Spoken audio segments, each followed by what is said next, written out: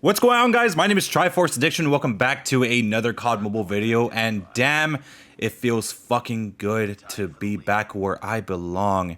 I know I'm not done with the Orion grind in Modern Warfare 2, but I am going to take a short break from that because obviously we are, the new season of COD Mobile is coming out alongside new tournament camos, which I thought it was actually finished, but apparently not. But we also do have a lot of weapon changes, a lot of stuff to discuss pertaining to not only the update, but to just all the different features that are coming out.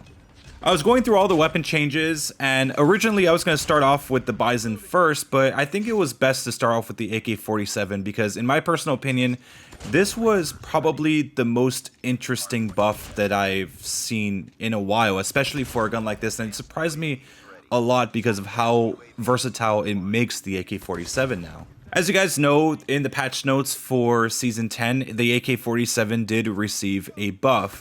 From the looks, I guess, like, eyeballing it, it kind of looks like just a minor buff, but when you actually go in game, it's more significant than you think. So obviously, the changes were faster sprint out times and a better recoil buff. So a lot of you guys already know the AK-47 is a pretty decent gun on its own, but I would say that the initial recoil that this gun has within the first few shots has always been one of the biggest turnoffs for me, because you had to, it was really restricted on what attachments you could put in order to make it stable from close to mid-range.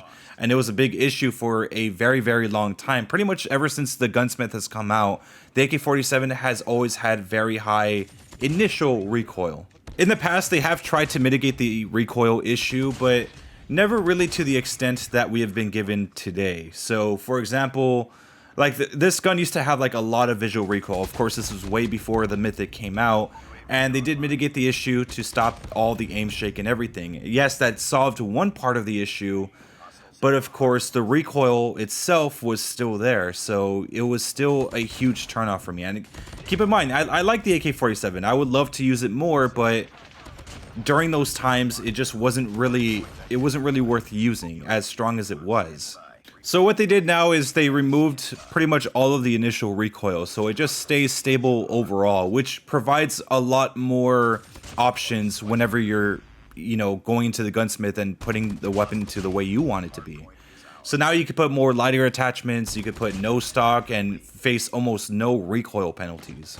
My usual attachment setup was having Ranger barrel, combat stock with with the commando foregrip and even the rubberized grip tape, all of that stuff just to keep it stable. But now you don't even need half of that stuff to just have it shoot straight. I have tried using the GRU combo grip, but it wasn't really that great since it had too many downsides, especially with the ADS speed being reduced down to 30%.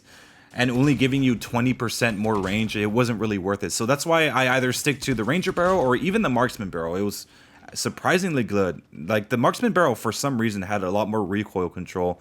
Even though it didn't say it, but it felt like it did. So long story short, I had to use a lot of different attachments to keep the thing stable while at the same time maintaining speed, maintaining movement. And the biggest issues was that I wasn't really able to put a suppressor like a monolithic or even put an extended mag or something like that. So I'd always have to be stuck with the 30 round default mag.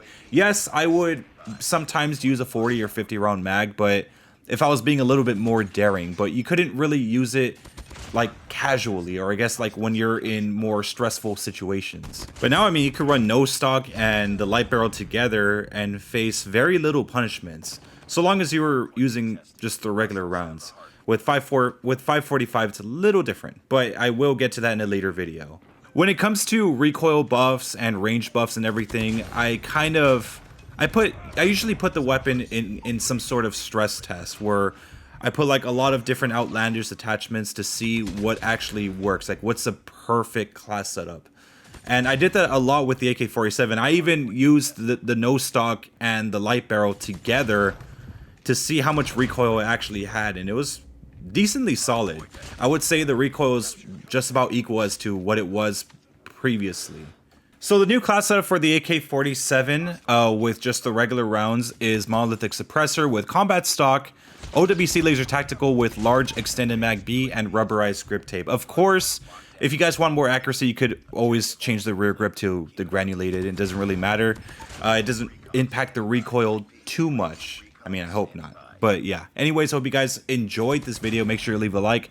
Make sure to subscribe for some more COD mobile content. And let me know what you guys think about the new AK47 buff down below.